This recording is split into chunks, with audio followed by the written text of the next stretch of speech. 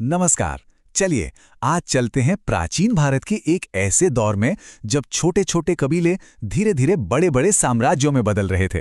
ये कहानी है राजाओं की, किसानों की और उन नए नए शहरों की जो लगभग 600 ईसा पूर्व से 600 ईस्वी के बीच बस रहे थे। तो देखिए, सबसे पहला सवाल तो यही मन में आता है कि जब इतनी बड़ी हड़प्पा सभ्यता खत्म हो गई तो उसके बाद क्या हुआ? क्या भारत में सब कुछ रुक सा गया था, या फिर पर्दे के पीछे किसी नए युग की तैयारी चल रही थी? आइए इसी सवाल का जवाब ढूंढते हैं। इस पूरी कहानी को समझने के लिए हम इसे 5 हिस्सों में देखेंगे। पहले जानेंगे कि हड़प्पा के बाद क्या हो रहा था। फिर देखेंगे कि कैसे छोटे छोटे राज्य, जिन्हें महाजनपद कहते हैं, वो सामने आए। उनमें से एक मगध कैसे सबसे पावरफुल बन गया। उसके बाद भारत के पहले महान साम्राज्य मौर्य वंश की कहानी जानेंगे। और आखिर में ये भी देखेंगे कि इन सब चीज़ों का आम लोगों की जिंदगी पर क्या असर पड़ रहा था। तो हड़प्पा सभ्यता के बाद का जो समय था ना, वो कोई खाली पन्ना नहीं था। हाँ, ये एक शांत दौर जरूर था, लेकिन बहुत ही महत्वपूर्ण। इसी समय पूरे भारतीय उपमहाद्वीप में एक नए युग की नींव रखी जा रही थी। देखिए, ये जो करीब 1500 साल का लंबा वक्त था, इसमें बहुत कुछ हो रहा था। इसी दौरान सिंधु नदी और उसके आसपास के इलाकों में ऋग्वेद की रचना हुई। दूसरी तरफ खेती करने वाले लोगों की बस्तियां उत्तर भारत से लेकर दक्षिण में कर्नाटक तक फैल रही थीं। और साथ ही मध्य और दक्षिण भारत में अंतिम संस्कार के कुछ नए तरीके भी देखने को मिले, जिन्हें हम महापाषाण कहते हैं। तो ये महापाषाण आखिर थे क्या? आसान भाषा में कहें तो ये कब्रों के ऊपर रखे गए बड़े बड़े पत्थर होते थे। और इसमें सबसे खास बात ये थी कि इन कब्रों में कंकाल के साथ साथ लोहे के औजार और हथियार भी मिलते हैं। इससे हमें उस जमाने में लोहे के इस्तेमाल और लोगों की मान्यताओं दोनों के बारे में पता चलता है। और अब आता है कहानी में एक बहुत बड़ा मोड़। 6ठी शताब्दी ईसा पूर्व के आसपास छोटी छोटी बस्तियों और कबीलों की जगह अब बड़े बड़े राज्य ले रहे थे। इतिहास में इन्हें महाजनपद कहा गया। और पता है कितने? बौद्ध और जैन ग्रंथ हमें बताते हैं कि उस समय कोई एक दो नहीं, बल्कि पूरे 16 महाजनपद थे। ये नंबर बहुत जरूरी है, क्योंकि ये दिखाता है कि ये जो बदलाव था वो किसी एक जगह नहीं, बल्कि पूरे उत्तर भारत में एक साथ हो रहा था। मतलब एक बड़ी पॉलिटिकल हलचल चल रही थी। इन 16 महाजनपदों में से कुछ नाम तो आपने शायद सुने भी होंगे, जैसे कुरु, पांचाल, गांधार, जिनका जिक्र हमें महाभारत में भी मिलता है।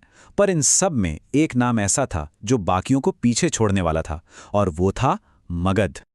एक और मजेदार बात यह है कि इन सभी महाजनपदों में एक ही तरह का सिस्टम नहीं था। ज्यादातर में तो एक राजा का ही राज होता था, लेकिन वज्जी जैसे कुछ राज्य गण या संघ कहलाते थे। यहां कोई एक राजा नहीं था, बल्कि कई शक्तिशाली लोग मिलकर शासन चलाते थे, और उस ग्रुप का हर सदस्य खुद को राजा ही समझता था। तो सवाल ये उठता है कि भाई, इन 16 में से मगध ही क्यों? आखिर उसमें ऐसा क्या खास था जो वो सबका बॉस बन गया? देखिए, मगध के पास ना 4 सुपर पावर थे। पहला, वहां की जमीन बहुत उपजाऊ थी, मतलब खाने पीने की कोई कमी नहीं। दूसरा, पास में ही लोहे की खदानें थीं, जिससे मजबूत औजार और हथियार बनते थे। तीसरा, वहां के जंगलों में खूब हाथी मिलते थे, जो उस जमाने की सेना के लिए टैंक की तरह थे। और चौथा, गंगा नदी, जो व्यापार और सेना की आवाजाही के लिए एक नेचुरल हाईवे का काम करती थी। अब इन फायदों को इस्तेमाल करने के लिए चाहिए थे दमदार राजा, और मगध को वो मिले। बिंबिसार और अजातशत्रु जैसे बहुत ही महत्वाकांक्षी शासक। उनकी पहली राजधानी थी राजगृह, जो आज का राजगीर है। ये पहाड़ियों से घिरी एक सुरक्षित जगह थी। बाद में राजधानी को पाटलिपुत्र यानी आज के पटना में शिफ्ट कर दिया गया, जो व्यापार के लिहाज से एक बेहतरीन लोकेशन थी। और मगध की इसी जबरदस्त नींव पर खड़ा हुआ भारत का पहला और शायद सबसे महान साम्राज्य, मौर्य साम्राज्य। ये वो एम्पायर था जिसने भारतीय इतिहास का नक्शा ही बदल दिया।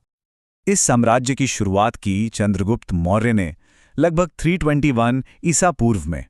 लेकिन इस खानदान का जो सबसे मशहूर सितारा हुआ, वो थे उनके पोते सम्राट अशोक, जिनका नाम कलिंग की लड़ाई के बाद इतिहास में हमेशा हमेशा के लिए अमर हो गया। इतना बड़ा एम्पायर, उसे चलाया कैसे जाता था? देखिए, ये कितना स्मार्ट सिस्टम था। राजधानी पाटलिपुत्र तो थी ही, उसके अलावा 4 और बड़े सेंटर थे, तक्षशिला और उज्जैनी जैसे शहर जरूरी व्यापारिक रास्तों पर थे, तो वहीं दक्षिण में सुवर्णगिरी, जिसका मतलब ही होता है सोने का पहाड़, वहां से सोने की खादानों पर कंट्रोल रखा जाता था।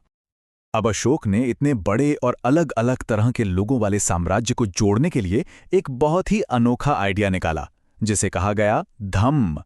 ये कोई नया धर्म नहीं था, बल्कि ये अच्छे आचरण के कुछ नियम थे, जैसे बड़ों की इज्जत करना, दासों और नौकरों से अच्छा बर्ताव करना और दूसरे धर्मों के प्रति सहनशील होना। अशोक ने इन संदेशों को पत्थरों पर खुदवाकर पूरे साम्राज्य में फैलाया। अच्छा, राजा महाराजाओं की बातें तो बहुत हो गईं। अब जरा जमीन पर उतरते हैं और देखते हैं कि उस दौर में आम आदमी की जिंदगी गांवों और शहरों में कैसी थी, क्या बदल रहा था। गांव का समाज अब पहले जैसा सिंपल नहीं रहा था। इसमें कई परतें बन गई थीं। एक तरफ थे बड़े बड़े जमींदार जो बहुत ताकतवर थे। फिर आते थे गृहपति यानी छोटे किसान जो अपने घर और थोड़ी बहुत जमीन के मालिक थे। और सबसे आखिर में थे भूमिहीन मजदूर जिनके पास अपनी कोई जमीन नहीं थी और वो दूसरों के खेतों में काम करके गुजारा करते थे।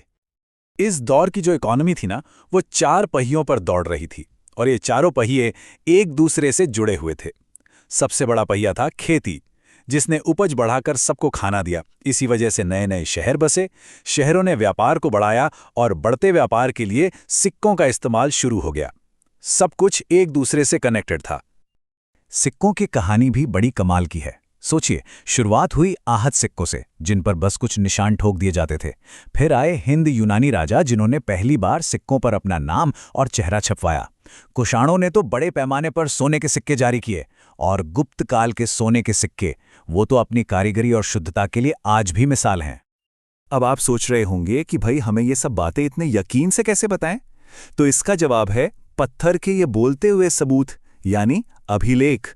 ये इतिहास के परमानेंट रिकॉर्ड की तरह हैं। सालों तक इन्हें कोई पढ़ नहीं पाया, जब तक कि जेम्स प्रिंसेप नाम के एक अंग्रेज अधिकारी ने ब्राह्मी और खरोष्ठी लिपियों को समझने में कामयाबी हासिल नहीं कर ली। बस उसी खोज ने हमारे लिए इतिहास का ये दरवाज़ा खोल दिया। और यहीं पर मैं आपको एक सवाल के साथ छोड़ के जा रहा हूं। जरा सोचिए, अगर ये पत्थर पर खुदे लेख और ये पुराने सिक्के हमें ना मिले होते, तो क्या हम अपने इतिहास के इस शानदार दौर के बारे में इतना कुछ जान पाते? यही वो चीजें हैं जो हमें हमारे अतीत से जोड़ती हैं।